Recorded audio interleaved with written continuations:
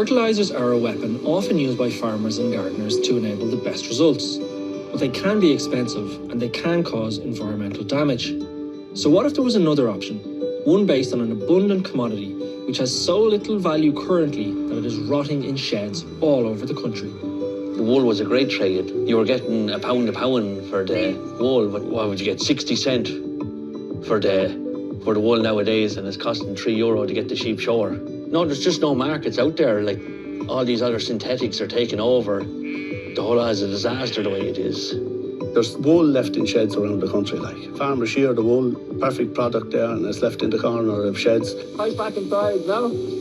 Farmers are just hoping that the price rise will come at some stage and they'll be able to sell it. We have it, and it's a natural product, but there's nowhere to go with it. We're all fighting to keep the earth healthy, and we should be using, our own natural products. With 3.72 million sheep in Ireland, and every one of them needing to be shorn each year, we end up with thousands of tonnes of wool. But thankfully, there are innovative solutions popping up across Ireland to try and make this fleece good again. Wool is recognised as a fire retardant, an insulator, and a source of valuable nutrients. In UCD, Gary Gillespie has been researching the unique properties of wool with a view to creating a novel new use for it. So wool is actually quite high source of nitrogen, which can be used as a fertiliser. And we found that there's in or around 13,500 tonnes of wool being produced in Ireland each year.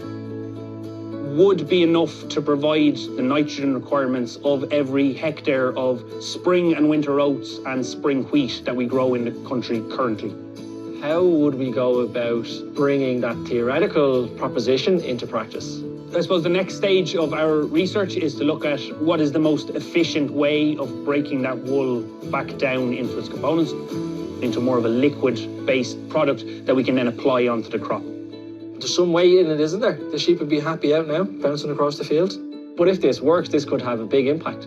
Yeah, this has the potential to provide fertiliser for a large amount of land from a product that is, well, otherwise considered valueless. I won't say worthless, I'll say valueless. So the potential for an agricultural application of this theory is huge, and one entrepreneur is already applying it on a smaller scale to horticulture. But wool is not the only waste product that he's using. Hey guys, how are you doing? Good, how are you? When Dave Murphy saw his local coffee shops giving away used coffee grinds, it sowed the seed of an idea that has grabbed the whole family. It really started with the old wives' tale, put coffee down, it keeps the slugs at bay. These are the coffee grinds after they make the coffee. The waste coffee grinds. Teamwork. So we started to bring it home and use it in the garden. We could take it, repurpose it, and that's really where it started. We found then that the coffee on its own was not going to work because it changes the pH of the soil.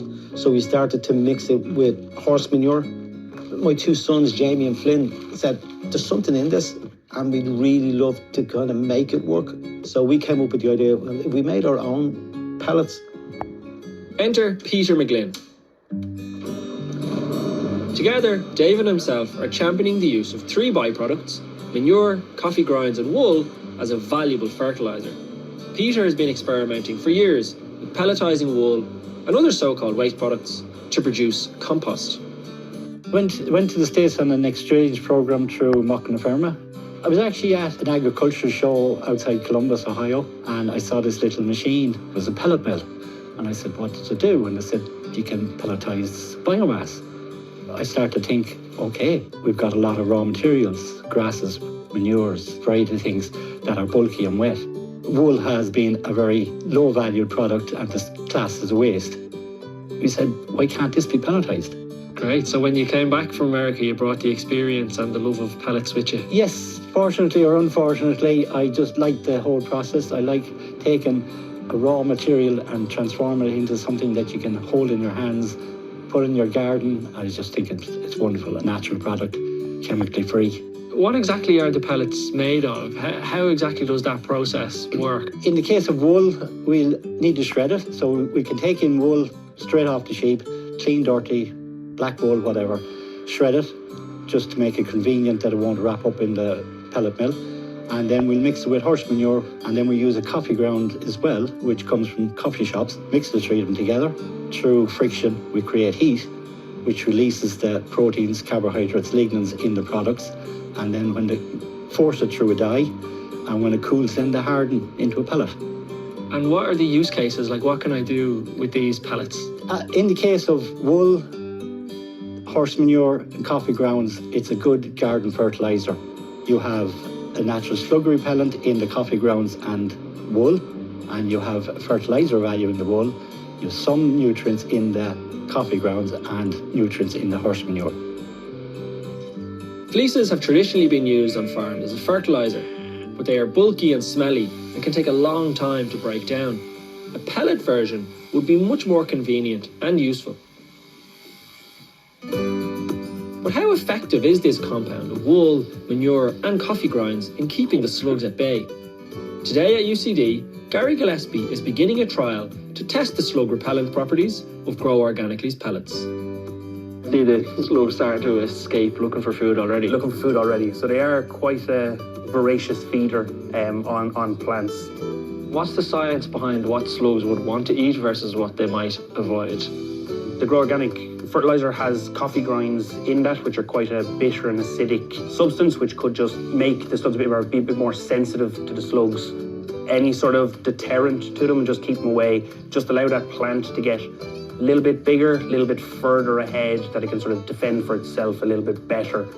Based on the results of this and other experiments, seeing how long that repellency effect lasts in the field, it could be used to replace more traditional slug pellets. But again, we have to wait for the results of the experiment. And the results are in. The product does seem to have some sort of effect on the overall repellency of snails. We now just need to test this further to see how applicable it is in a field setting. The actions that we need to take to address the climate emergency are both broad and deep. One of the best things that we can do is identify lots of small local challenges and use them as opportunities to transform how we do things for the better.